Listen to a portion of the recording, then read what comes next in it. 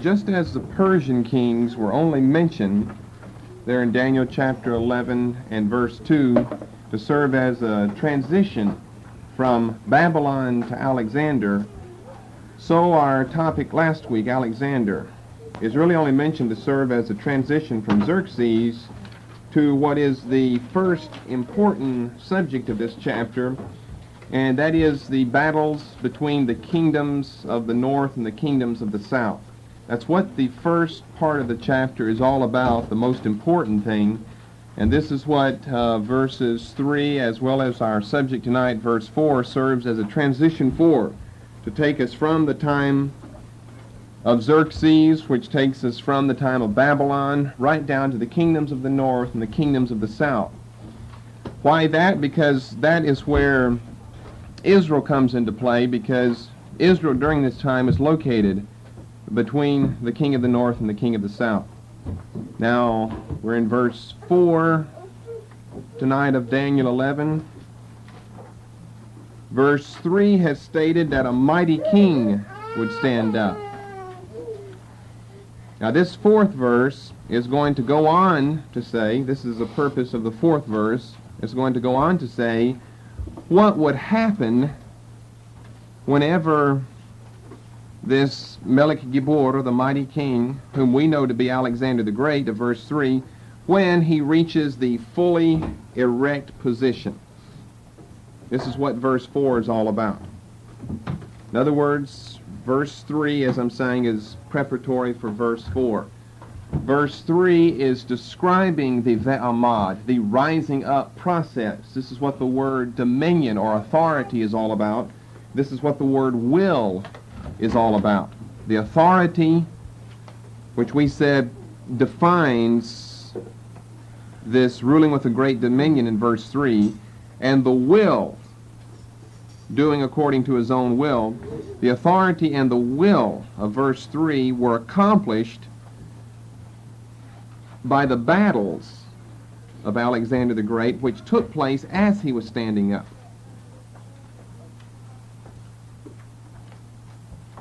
And then verse 4 tells us, and when he shall stand up, well, it's not going to be repeating what we have in verse 3, but it's going to tell us what takes place once he reaches the fully erect position. In other words, you can kind of picture a man who is stooped over. And we're talking about amad, one who stands up, or as it is in verse 3, ve'amad. Now it's got prefixes and suffixes in verse 4, which we'll discuss when we get into that verse. But picture a man who's bent over. This is the imagery of this word stand up when it's used with reference to regal authority like it is here for Alexander the Great. And as he is beginning to lift his back up and headed toward an erect position, that is what verse 3 is all about. That's what verse 3 is all about. The mighty king shall stand up. Now, shall stand here is future. You've got shall stand in verse 4, but it's only from the point of view of the one who's speaking. But the one who's speaking sees him as being stood up. And some of the other versions will translate it that way. But a mighty king shall stand up. He's on his way up. He's on his way from lifting himself up from a stooped over position. And he describes him as he stands up. He shall rule with great dominion, and he'll do irresistibly. He'll do according to his own will. So what's that all about? That concerns the battles of Alexander against the Persians, against people in Palestine, against the Egyptians down in Egypt, then retracing his steps back up to fight one final battle with Darius III, Codomanus, and ending up defeating the Persians. This is what verse 3 is about, the standing up process. But when we get to verse 4, and when he shall stand up, the when is describing the event as having already taken place, whereas it's looking forward to it, and it's in the process of taking place in verse 3. A mighty king shall stand up, verse 3, and when he's up. In other words, when he has risen, which helps us define what his rising is all about, the battles that Alexander has been winning. Now, another phrase could have been used here. Could have said, a mighty king shall stand up that shall rule with great dominion and that shall do according to his own will. And then after many days, His kingdom will be broken, divided to the four winds, not his posterity, not according to the dominion that he had. And it will be plucked up and given to others besides those, which is the basic meaning of what verse 4 is all about. But it could have begun by saying, and after many days. But that historically would have been proven during Alexander's life to be incorrect.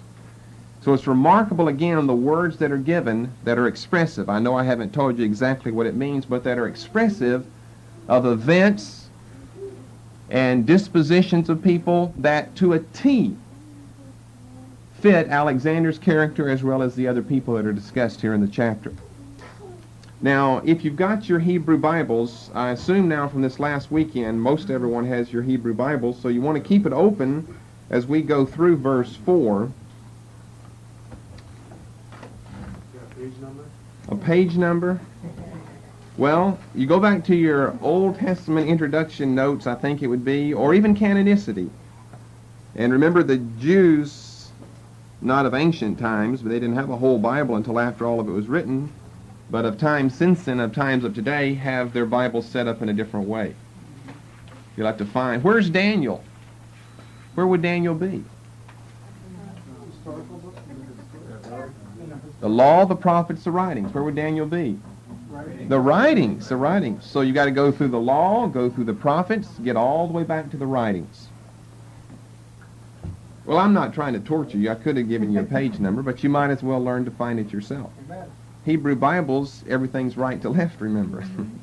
You'll open up to the last period and the very end of the Bible, which would be what? 2 Chronicles. They end there with Chronicles. Okay. 1406. We got to get moving along. Page 1406, but I assume some of you found it anyway. Daniel, and you see chapter 11 starts, about 3/4 of the way down the page.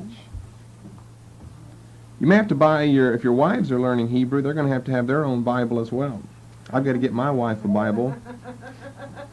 I just am ready to fill out the order to get her one because she's learning this just like the rest of the people are learning it. And from what all of you know, those of you that are learning it, and I assume that some of you have decided not to learn it for various reasons. Hopefully none of the brothers have, maybe a few of the sisters, but a lot of this makes a lot of sense to you because these consonants aren't Greek to you or Hebrew to you anymore. They can be transliterated and transcribed right on over. Now, we haven't gotten so far into the vowels. We just discussed that as it has arisen in the past. But we've covered verse 1, verse 2, verse 3, verse 4. Now let me make a point about, you see the first word there in verse 4. Because, and I don't always, and by the way, this is what, about the third time we've come across this word amad. We've seen it in verse 2. We've seen it in verse 3. Well, it starts off verse 3 like you would have in your, well, you don't have it in your King James. You've got mighty king shall stand up. They have shall stand up, a king mighty. But Ve'amad, we've discussed amad before. Ayin, mem, dalet. Do you see that in the beginning of verse 3? Ayin, mem, dalet. Okay, look at the first word in verse 4. Now this proves something we were talking about Sunday morning in biblical Hebrews, why I'm just taking the time out to point this out. What did you discover on your little quiz that we had, something that you had forgotten before, that most Hebrew words are made up of 3-letter roots? Well, this word stand up, if you look in verse 3, the first word, you see 3 letters that make up the word ayin, mem, dalet. Now, do you see that? Mm-hmm. The ve is just a conjunction and in Hebrew. Ve'amad is and stand up. Okay, and then I said that unlike English, where when we want to go beyond just the I stand up, we have to say I stood up yesterday, I will stand up, I am standing up, I have stood up, I will cause him to stand up. We have to add all these words in there. Now what we're talking about is verse 4, Daniel 11, back to your English Bible, and when he shall stand up. You see, we've got additional information there. Well, look in the first word in verse 4. You've got the same basic root, ayin, mem, dalet, but you've got prefixes and suffixes. You've got a vav chaf and a vav. 2 letters for prefix, 1 for suffix. And it's going to be that way all the time with Hebrew. It's even that way back in verse 2. If you look, you see that blank part in your page, and the line right underneath that, right in the middle of it, a word that starts with ayin, mem, dalet, and then you see a yod, final mem. Well, you can go back to verse 2, and behold, there shall stand up. Got a different phrase there, so you have a different suffix onto the end of the word. So that just proves what we were teaching you on Sunday morning, or what we were telling you about. We really haven't taught a lot about it, but what I've told you about, that you add your prefixes and your suffixes and just lengthen the word. And the words sometimes can get very long, and that's what makes them difficult to pronounce whenever you get words that are rather long. But generally it's a lot of prefixes and suffixes that have been added on to a 3-letter root that you can find either at the beginning or the end, or most of the time right there in the middle of the word, which you've got there in the first word in verse 4. Now the NIV translates this, and after he has appeared, which I don't think is a good translation, because it destroys the continuity between verses 3 and 4, in that the description that I gave you as we began this evening of the man stooped over and rising up, that is broken, because now instead of as one was standing up and now he becomes stood up fully, you've got now an NIV, and now he has appeared. Well, Alexander appeared while he was rising, which puts it back in verse 3 and not verse 4.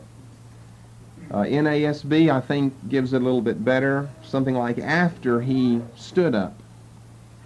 And the JPS, the Jewish Publication Society Bible, as well gives it as that. King James doesn't give it as that, but it's understood when the word when is added in. It looks future tense in King James until you spot the word when he shall stand up. Really it means that after he has stood up. That's really what the first part of verse 4, which is the first word in your Hebrew Bible in verse 4, really means. After he has stood up. And this immediately refers to the brevity of Alexander's control. That is why the phrase after many years would not fit here, because history would not have borne that out.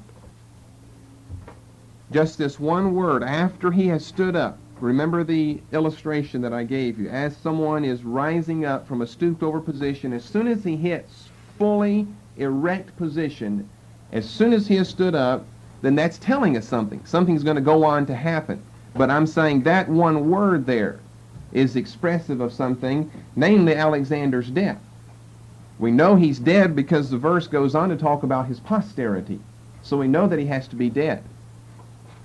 And this is exactly what was borne out in Alexander's case, as we will go on to say. It's as soon as Alexander completed his process of rising himself up from a stooped over position, he's gone through all the battles, and now he's finally defeated the Persians, and immediately whenever he's finally won, what happens to him? Alexander dies, right in the prime of his life. And that's what this word, your first word in verse 4, is expressive of. Now, we all know that from intertestamental period history about Alexander, and again, that's why knowing what the Hebrew really is meaning is so interesting, because it does not say, and after many days, then his kingdom would be broken. Because then that would lead us to assume that after Alexander won complete control of the empire, then he was emperor for a shorter, longer period of time. And that did not happen in history. As soon as he became Lord and Master of that part of the world, as soon as that happened, as soon as he stood up, verse 4, the first part of the verse, then Alexander dies. Now, something you see significant happens just as Alexander is completing his process of standing up, which of course is his death, and then something that happens after that. Now, according to chapter 8 and verse 8, and according to history which bears this out, and contrary to what some commentators say about the first part of verse 4, Alexander did not, and this verse in Daniel 11:4 is not expressing the fact that Alexander, as he was beginning to rise, was also beginning to lose some of his power. Because according to chapter 8 and verse 8 of Daniel, this sudden event, significant event that takes place, 11:4, happens right when he becomes as strong as he can become. Chapter 8 and verse 8. Therefore the he-goat waxed very great, and when he was strong, the great horn was broken off. You see, some commentators say that what that verse over in Daniel 11:4 is saying, that as he's rising up, as far as his prestige, his power is also weakening at the same time. Not so. Daniel 8:8, it's when he becomes as strong as he will or can become. He's emperor and lord over the realm that the Medo-Persian Empire controlled. It is at that time that the significant events of verse 4 begin. So what happens? What's significant? Whenever he stands up, he comes to full power, what happens? Well, in the first place, he dies, and then in the second place, his power is redistributed among his generals, which is what verse 4 is going to explain.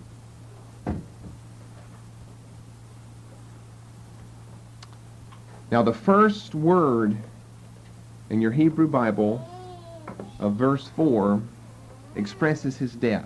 There's something significant about that word. When it's already been predicted in verse 3 that he shall rise up, and while he's rising up, he will rule with a great dominion, and he will do according to his own will. So that's not talking about weakness there, and it's certainly not talking about his death. So something significant about this word when the word is brought back to us again. Ahmad, the same word as in verse 3. But now it's after he has stood up. That it's trying to express something significant that happens immediately whenever he reaches full power. And you try to think of other kings, you can hardly think of another king that this happens to. Other kings, they come to power and they rule for a while, not Alexander. He's unique in the great kings of the past in that as soon as he gets what he's after, he never is allowed to enjoy it. He dies immediately thereafter, which is what this word is expressive of. Now back to your Hebrew Bibles, we've got a note in the critical apparatus. Now tonight's going to be an exception because I see on the next page we're coming up with many notes in the CA. Tonight's going to be an exception. I'm going to make a few comments about the 3 points in the CA here on verse 4 of chapter 11. But generally I'm going to bypass that unless it's significant. You can interpret all that down at the bottom yourself. Someone said you have charts that came with your Bibles that will express these signs to you. Express most of the signs, hopefully, perhaps all of the signs for you. So you can interpret that yourself, but I can tell you ahead of time, don't waste your time. Because I'll be telling you if something is significant hidden down there in that telephone book of numbers and symbols. Because just a whole lot of that is not significant. As a matter of fact, these 3 points that I'll just briefly comment on, since someone's going to be wondering why aren't we covering the CA there with Daniel 11, because these are not significant. Okay, you see the A, the little A after your word, and it takes you down there to the critical apparatus. PRP stands for someone has proposed something. It doesn't give us any basis for it. It just says someone has proposed something, and that's all it is, a proposition. Someone has proposed that the mem and the dalet be transposed in that verse, and then the dalet stricken out in favor of a sadi. So you'd end up with vav, chaf, ayin, sadi, mem, vav. That's been proposed, ut, Means kind of on the basis of chapter 8 and verse 8, which is this word, what we just read, strong. This word strong in chapter 8 and verse 8. Which again is not going to be true because it's going to break the continuity between this image that I've been describing to you of the standing up. Everybody's got wandering necks and reckless eyeballs looking around to get on someone's Hebrew Bible. Everyone's stretched all over it.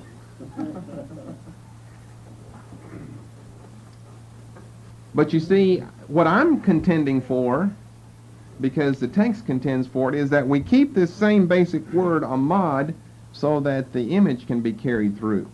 They're wanting to get away from the, and after he stood up, 11:4, to this word for power, or rather for strength, in chapter 8 and verse 8, because the verses are talking about the same thing. 11:4 and 8:8 are talking about the same thing. So they want it to be, someone has proposed, by the way, it doesn't even tell us who proposed this, but someone has, that Daniel 11:4 be, and when he became strong. That's what the meaning would be then. And when he became strong. Well, that's true. Definitely. That's why we went back to chapter 8 and verse 8 to prove that. But chapter 8:8 already tells us that. So we don't need it to be told to us again in 11:4, when what we need in 11:4 is amad, because amad's in 11:3. Okay, do you understand all of that? But you see, that's not too important. One way or the other, it doesn't change anything. Just a telephone book of numbers and symbols and signs down there. But we'll cover those three briefly whenever we get to them in the verse, just so you know that they're down there, and so you know how to read maybe a few of those symbols and signs, and so you know how to find them under each verse. Okay, let's go back to Daniel 11:4 and the verse. We've already covered the first part, when he shall stand up. Now the second thing expressed, well, it would be in the next two words in the Hebrew Bible in your verse. Tishaver malchuto, then te natesh malchuto, which in King James 11:4 is, his kingdom shall be broken and his kingdom shall be plucked up, which I think are expressing the same point, although they're separated from the beginning to the end of the verse. Tishaver malchuto, a broken kingdom. Ti natesh malchuto, plucked up kingdom. Broken kingdom, plucked up kingdom is what it says about this Melech Gibor after he has risen to full power. This is the prophecy going beyond his death and reaching down to the redistribution of his empire. You could even perhaps assume, since it mentions the breaking of his kingdom and the plucking up of it, that maybe the figure of his death could be understood in these two phrases as well, which would give us three phrases, counting the amad, the first word of the verse, which would be expressive of his death. But definitely it goes beyond that. It says that his kingdom would be broken and it would be uprooted like a tree. That's what the word plucked up means. It would be pulled up and uprooted like a tornado uproots a tree. Well, if it's expressive of his death, that's a good description. He is broken and uprooted at the age of 33, right in the height of his power. Alexander the Great. He dies drunk with a raging fever in Babylon. By the way, why do you think Alexander died? You know, there's a good reason in Scripture why he died. Why did Alexander die? Xerxes didn't. Nebuchadnezzar didn't right away. Sennacherib didn't right away. Why would you think that Alexander died? Well, turn over to the book of Jeremiah, and I will give you a suggestion anyway. You see, whenever Alexander had finished conquering Darius III Kodamanus, had gone all the way over to Pakistan, the Indus River, India, before his men finally said they had to turn back and go back, and he ends up in Babylon, and he desires a maritime trade route between Babylon and Egypt. You see, Babylon, you could get right down into the Gulf and sail right around what today is this whole extension of Saudi Arabia over into Egypt. And so he was settling in Babylon with the intent of making Babylon his capital. But you see, the prophets who had come before Alexander the Great had prophesied that Babylon would never be built again. And so when someone began tampering around with Babylon in an attempt to rebuild Babylon, then they're in trouble in order for the prophecies of the prophets to come to pass. You see, Alexander gave 600,000 rations to his men to begin work immediately on rebuilding the walls that were at that time still visible. The bottom part of the great walls of Babylon were still visible at that time. They were still visible in the time of Christ. Of course, since then they've been demolished. That was under Julian the Apostate, one of the Roman emperors, who didn't even know he was fulfilling Scripture by leveling all the walls of Babylon, the final walls that remain. But Alexander was interested in maybe kind of adding on top of those walls and building the city again. But look in Jeremiah chapter 51 and verse 58. Thus saith the Lord. Now 50 and 51 in Jeremiah are prophecies of the doom of Babylon. Thus saith the Lord of hosts, the broad walls of Babylon shall be utterly broken. Now this took, about a millennium for it to be totally fulfilled. You know how broad the broad walls of Babylon were? 187 feet thick at their base. Some of you are busy building walls. You ever built a wall that thick? You probably never built a building that tall. 187 feet thick. That's just the wall. That's tremendous. How are you going to ever break down a wall like that? That's why these prophecies of Jeremiah are tremendous. Someone could have heard that in his day. You'll never break down the walls of Babylon. That's right. Unless we wait until the 20th century with A-bombs, then we might get them down. Wow. And it took time, and one of the old pagan Roman emperors brought the final brick down. He didn't know he was fulfilling Jeremiah 51:58. But you see, Jeremiah is prophesying these walls of Babylon will be utterly broken. Her high gates will be burned with fire. The people shall labor in vain, and the folk in the fire, and they shall be weary. Jeremiah prophesies these walls of Babylon be utterly destroyed, and Alexander is busy trying to rebuild the city. Well, he picked the wrong thing to start his building projects with, and that's probably why he ended up dead. Verse 37, Babylon shall become heaps, a dwelling place for jackals, an astonishment, a hissing without inhabitant. See, without inhabitant. But Alexander's planning on making that the new capital of his empire. Wow. Verse 26 of 51. They shall not take of thee a stone for a corner, nor a stone for foundations, but thou shalt be desolate forever, saith Yahweh. You won't even get started on the city to use some of the residue to build something else. And Alexander didn't. Hallelujah. You see, Jeremiah prophesied this, and pagan Alexander didn't know that he's being withstrained and constrained by invisible forces. Wow. Then over in chapter 50, verse 13, because of the wrath of the Lord it shall not be inhabited, it shall be wholly desolate. And every one that goeth by Babylon shall be astonished and hiss at all of her plagues. And then verse 39, therefore the wild beasts of the desert with the wild beasts of the islands shall dwell there. The ostriches shall dwell there. And it shall no more be inhabited forever, neither shall it be dwelt in from generation to generation. And do you know it hasn't? Since the city has been destroyed, no one has lived there. Some of the other prophecies even predict. Isaiah gives us some more prophecies in Isaiah chapter 13.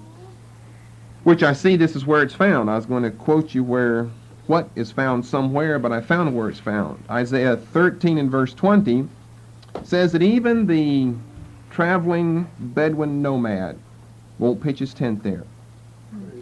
And you know what? They won't. They'll get close to it, but as soon as nightfall comes, they take off, because there are demons, they say, that scream among the inhabitants of the place. Shall never be inhabited. Verse 20, Babylon, the glory of the kingdoms and beauty of the Chaldees' excellency, shall be as when God overthrew Sodom and Gomorrah. It shall never be inhabited, neither shall it be dwelt in from generation to generation. Neither shall the Arabian pitch tent there, neither shall the shepherds make their fold there. But the wild beasts of the desert shall lie there. Their houses shall be full of doleful creatures, howling creatures, and ostriches shall dwell there, and demons shall dance there. You see that in verse 21? Satyrs are demons, hairy, demonic figures. The wild beasts of the islands shall cry in their desolate houses, and the jackals in their pleasant palaces. Her time is near to come, and her days shall not be prolonged. Of course, that was several centuries, Isaiah's time, before it's all fulfilled, but it was fulfilled. So you picked the wrong thing to build on when you picked to build on Babylon. You know what? We can even challenge anybody with this. Anybody want to prove that the Bible is errant and not true? Just go try to rebuild Babylon.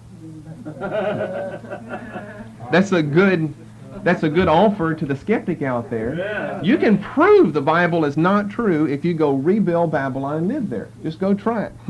You'll end up with demons sucking blood out of your neck if you stay over there very long. Well, demons dance there. You'll be in trouble. You'll die of something, whenever you play around with Babylon. Well, that's a suggestion. I guess it's a fairly reliable one. Why Babylon? Well, that's a suggestion. I guess it's a fairly reliable one. Why Alexander died. Why he died so quickly like that. Praise God. Because he of everyone is picking Babylon to be the capital of his empire. Wow. He tried to prove that the Bible wasn't true. He didn't know that's what he was attempting. But that's what it amounts to. Well, anyway, his kingdom shall be broken and plucked up. Now, the remainder of the verse goes on to describe the short-term destiny of Alexander's kingdom, which brings us to the second point of the whole verse. First of all, we said Alexander's death, expressed chiefly in the first word and perhaps in broken kingdom, plucked up kingdom. And then secondly, the redistribution of his empire. The redistribution of his empire. Now, this destiny of the redistribution of Alexander's conquests and his provinces is detailed both positively and negatively here in this verse. And this comprises the rest of the verse. And therefore, the rest of our discussion of the verse will be on the destiny of the redistribution of his empire. Positively stated, and then negatively stated.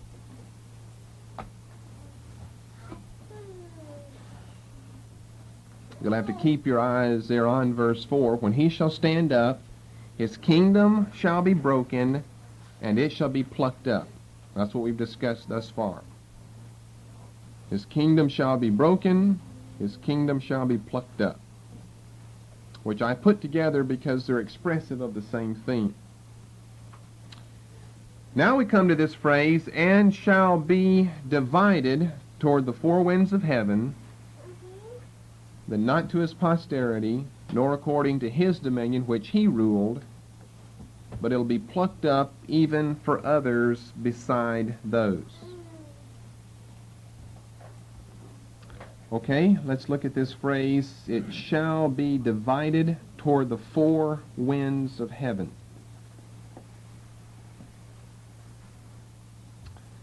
Again, this is tied into chapter 8 and verse 8. And it expresses the fact that upon Alexander's death, within a few years after that, his empire went to 4 important generals of his. There were about 20 or so scheming and fighting and planning. But the empire went to 4 generals of his. First of all, Antigonus received Babylon. Ptolemy received Egypt. Cassander received Macedonia. And Lysimachus received Thrace. Now, don't take the time to spell them because you're familiar with that.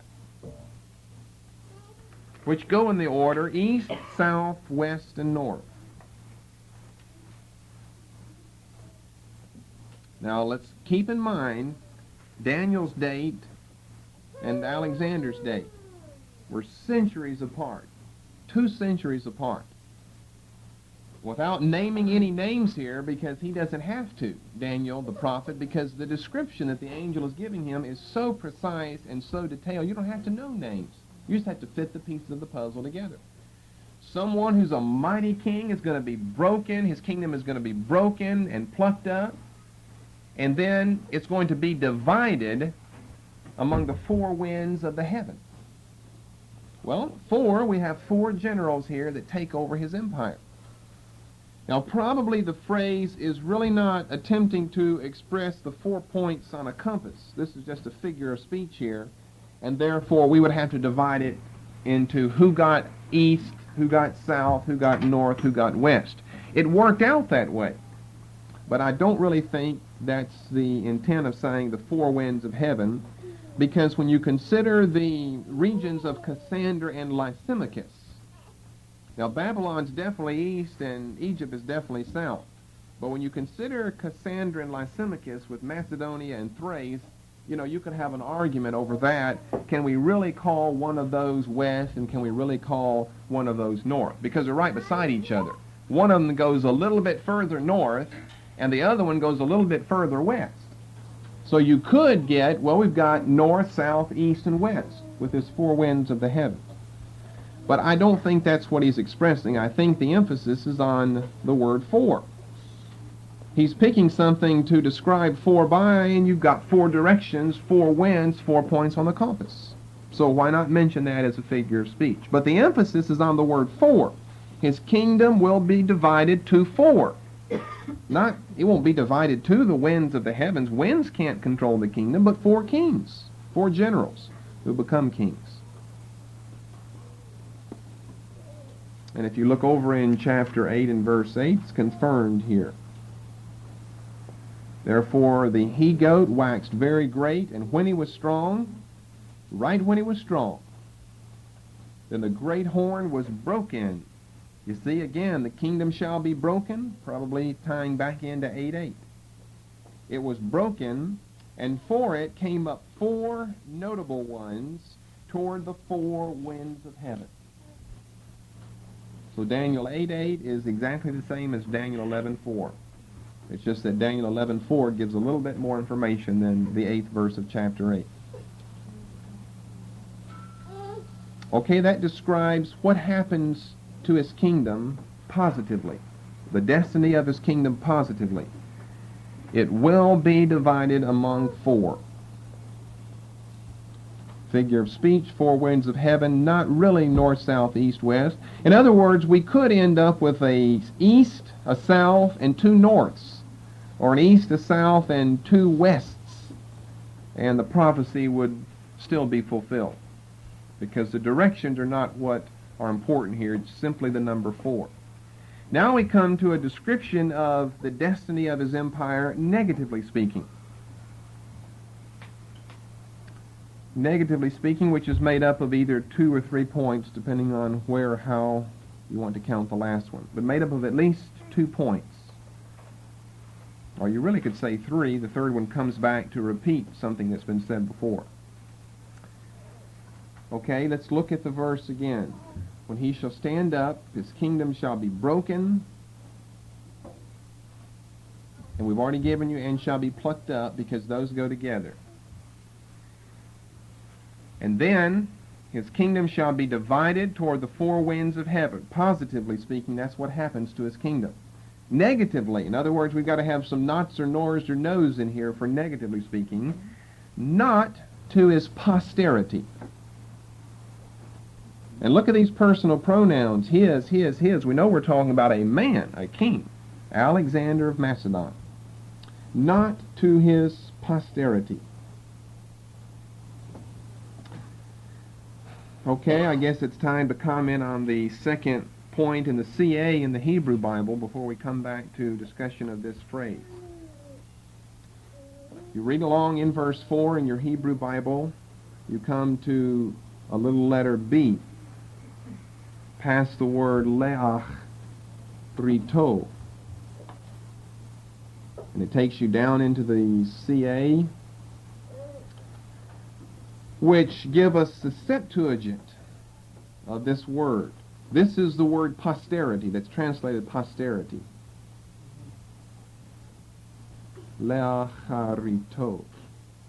And then the Septuagint gives kata tain alkain altu, which is exactly what my Septuagint gives, equals, and they give us a word in Hebrew, and they're going to take us, and then a question mark, you notice, and they take us back over to chapter 8, now looking for words of power instead of words of strength, like we saw with the first reference there, back to chapter 8 and verse 8. Now back to chapter 8, verses 22 and 24. Now there's a reason why somebody keeps trying to go back to chapter 8, because chapter 11 is built upon chapter 8. Now look at verses 22 and 24 of Daniel 8, your English Bible. Now that being broken, now we just discussed the broken back in verse 8 of this chapter. 4 kingdoms shall stand up out of the nation. Now that lets us know what those 4 winds of heaven are. You see, the Bible will interpret the Bible. It's not just our guess, because here's another explanation that adds some that we don't have in Daniel 11:4. Those 4 are 4 kingdoms, which shall stand up out of the nation, but not in his power. Then in verse 4, his power shall be mighty. Now this is speaking of the king of fierce countenance that intervenes between these verses. But again we find this phrase, but not by his own power. And so they're trying to give us power, that it will not be according to his power instead of posterity. But if you go back to 11:4, we're going to have that right after we finish with posterity. Nor according to his dominion which he ruled. So Daniel 11:4 is trying to give us something different than just express to us that it will not be these kingdoms and the kings over them, that rule, that power will not be according to the power of the first king, because Daniel 11:4 goes on to explain that. What does all of this really mean here in the Septuagint? Well, Hatch and Redpath, they say they don't really know what word, what Hebrew word this Septuagint phrase is attempting to translate. That's why you've got a question mark after the Hebrew word that comes after kata tain alkain altu, because no one really knows. That's a strange word. Alkain really is a woman's personal name. So I doubt that's what they meant by it, some woman's personal name, but what they meant nobody knows. So that's why we don't look at the CA a whole lot, because sometimes it doesn't make a lot of sense. It's trying to tell us what somebody thought about something. But unless it can give me more evidence than that, I can't have evidence with lots of question marks behind and before and beside it, then you don't want to put a whole lot of trust or confidence in that. So much for the CA and the textual note from the LX. LXX doesn't seem to be reliable right there. No, the Hebrew expresses this correctly, and the English translates it so, not to his posterity. Now, since Alexander received the kingdom from his father, Philip, then it's only natural to assume that the kingdom would be passed down from Alexander to his progeny, but such was not to be the case. Didn't happen in history because it had been prophesied not to happen in Daniel.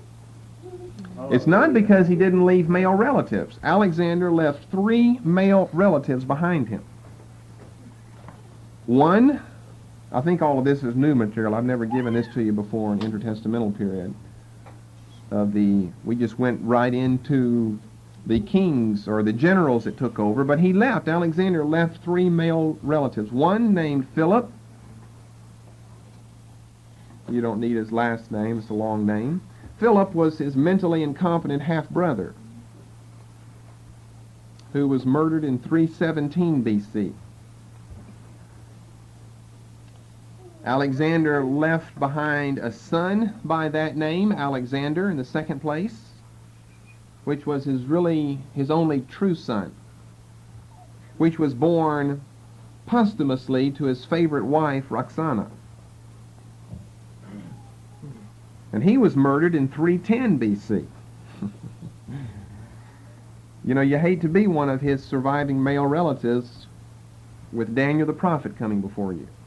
Because Daniel said it won't be to his posterity. His kingdom will not be given to his posterity. It couldn't. They all end up murdered. How'd Daniel know that? Philip's murdered. Alexander, which is the only true son that Alexander has, from Roxana, which was his favorite wife, which was a true, real wife to him. He had many ladies, but one wife. And of course the son, as I said, was born posthumously, born after Alexander was already dead and gone. And then thirdly, he had another son named Hercules, an illegitimate son, by the daughter of Darius, whose name was Barsine. Barsine. Barsine was the daughter of Darius, and she bore an illegitimate son, Hercules, to Alexander before his death. But Hercules was murdered in 309 BC. Now, you're getting the significance of not to his posterity. He had posterity to whom his kingdom could be passed. And as a matter of fact, for the first couple of years after Alexander's death, the 20 or so generals that were the chief generals under him, they worked themselves down later to 4 that bicker and fight for the empire. But before we work our way down that far chronologically and that far in the reduction of the number of the important generals, the 20 or so important generals planned on turning the empire over to either Philip, Alexander, or Hercules. Either Alexander's half-brother or his true son or his illegitimate son. That was their intention, was to turn the kingdom over. But years go on, the next few years. Of course, the 2 boys are just boys at this time. And Philip, his brother, is murdered, as you can see, relatively soon after Alexander's death. But over the next few years, so much jealousy began to arise that the generals decided to get rid of Alexander's posterity. They killed all of his male descendants, killed his many wives, even killed his old aged mother, who was about 80 years old, living with him, and killed all of his other relatives as well. Murdered his whole posterity, as well as relatives that came before him. So the Bible is fulfilled. As a man sows, so shall he reap. Alexander sowed murder and discord, and that's what he reaped after his death. So not to his posterity, fulfilled precisely. Then in the second place, negatively speaking, the angel said, nor according to his dominion which he ruled. Okay, now he couldn't be talking about Alexander's posterity because they're dead. He's gone back to the 4 winds of heaven now, which we know to be the 4 generals, Antigonus, Ptolemy, Cassander, and Lysimachus. So what he means here is that Antigonus, Ptolemy, Cassander, and Lysimachus will not rule according to Alexander's dominion. They would not rule with the sovereign authority and irresistible, willful execution that Alexander did, which was our topic last week. Now this, like I said last week, doesn't have reference to geographical extent, although their empires didn't match his, Alexander's I mean, in that way either.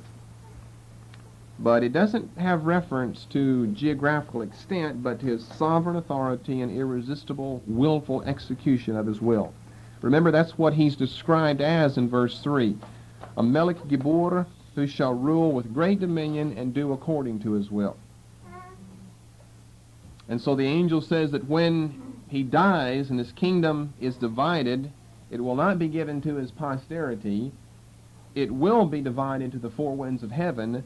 But these four winds of heaven, which chapter 8 and verse 22 interpret for us as four kingdoms, which had to have four kings over them, they will not rule with the same authority and dominion and execution that Alexander himself did, which again is exactly true.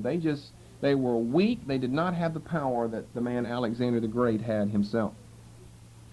Which then brings us to the final phrase in the verse, even for others beside those. Now this last phrase, even for others beside those, is the only part of the verse that's even remotely difficult. And it's not that difficult, but it could have two meanings. Now if you've been following along in the verse, you know that we've covered everything up to this, or working our way on the page down to this. What does this phrase mean? His kingdom shall be plucked up even for others beside those. In other words, we have to identify both the others and the those. Well, there are two suggestions. In the first place, the antecedent of those could be posterity. Even for others beside his posterity, beside those. Meaning that his kingdom would pass to other men besides Alexander's relatives.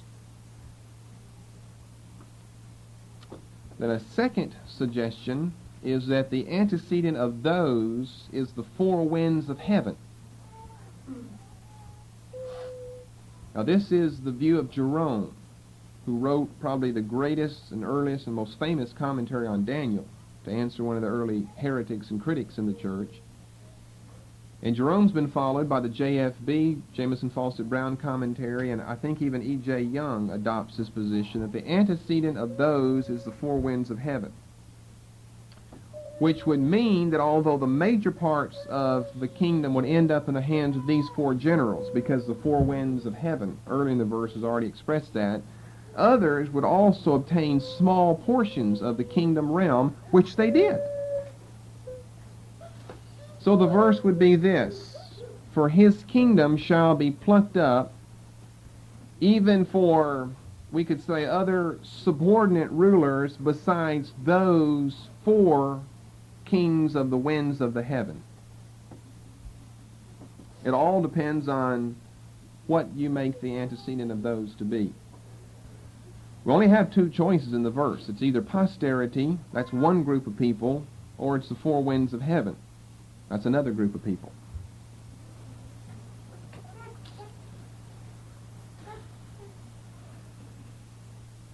Now, I don't know that strictly by grammatical rules you can prove it to be one way or the other, but the nearest antecedent to the word those is posterity. And I think that should be the correct interpretation of the end of the verse, because the pattern of the last three quarters of the verse is an AB pattern. And understanding that to be an AB pattern, then the last reference in those would have to refer back to posterity, and others back to the generals. Now here's what I mean by AB. You remember that in music, or especially in maybe a lit class in college or something. A refers to the four winds of heaven. It's ABAB. A refers to the four winds of heaven. B, not his posterity, so we're to his posterity. A, again, nor according to his dominion which he ruled. You see, in other words, the A's are identified. The not according to dominion which he ruled is identified with the four winds of heaven, which makes them both an A. Then the final B would be the final part of the verse that the word those would refer to. So you'd end up with an A-B scheme. Four winds of heaven, A, not to his posterity, B. Not according to his dominion, A, and for others beside those, B. And since that's what the verse has been expressing anyway, the verse is simply concluding, summing up what it started off saying, because the kingdom shall be plucked up is the same as the kingdom shall be broken. They're talking about the same event. So he's not trying to add additional information, which we would have if the antecedent of those is the four winds of heaven. You see what I'm saying? If it's not given to his posterity, but it is given to the four winds of heaven, and then the verse concludes by saying his kingdom shall be plucked up, and it'll be given to others even beside those that it's already been given to, well, that doesn't make a whole lot of sense. It could refer to that, and you'd speak of subordinate rulers that took over a small part of the empire and were not known as either the Egypt, Babylon, Thrace, or Macedonia realm, because you could be up like, in the southern part of the Black Sea or something, or between the Black and the Caspian Sea, which was part of Alexander's empire, which some other people did control, but they didn't assume the importance of these four who came after Alexander. So we'll stay with what seems to be the best interpretation. His kingdom shall be plucked up, even for others, and that word refers to the four winds of heaven, even for others beside those, and those goes back to his posterity. The kingdom will be given to other people beside Alexander's descendants. Okay, I've got one final thing in the Apocrypha that I said we'd eventually get to. I just didn't know how long it'd take us to get to verse 4. You've got your Apocrypha, or if you don't, you can listen to me read. You can mark down 1 Maccabees. I told you we would give you this way back in the beginning of this year when we taught 1 Maccabees. 1 Maccabees 1, verses 5 and 6. Now remember, Maccabees is a history book written after the time of both Daniel and Alexander. Daniel is a history and prophetic and spiritual and religious book written before the time of Alexander. Which one do you think is right about their history? Isn't it remarkable that God can tell the truth before it happens? And historians have a hard time getting it straight after it's already taken place? It's interesting. 1 Maccabees 1:5. The time came when he, Alexander the Great, fell ill, and knowing that he was dying, he summoned his generals, nobles who had been brought up with him from childhood, and divided his empire among them while he was still alive. It's a blatant historical mistake. Alexander had no idea he was going to die. This wasn't his last will and testament that I'll divide it between my four generals here. That didn't even happen for a decade and a half after Alexander's death. So this is a blatant mistake. And remember, 1 Maccabees is one of the books of the Apocrypha that doesn't have just a whole lot of mistakes in it because it's not attempting to be a religious book. So even one of the better books, one of the more reliable books of the Apocrypha for historical purposes is not inerrant and infallible because of verses 5 and 6. Now you know that because we just read and studied all about Daniel 11:4. Kingdom wasn't divided and given to four generals while Alexander was on his deathbed and he was the one who signed it all out. That all happened years after Alexander died. He was planning on living. No wicked king like that would entertain the notion for a moment, I'm going to die, and therefore make all of these plans afterwards. Not someone as reckless as Alexander the Great. So I thought I'd add that in to tie that back in to your notes in 1 Maccabees. You can even put that back in your notes in 1 Maccabees as a historical mistake in the book.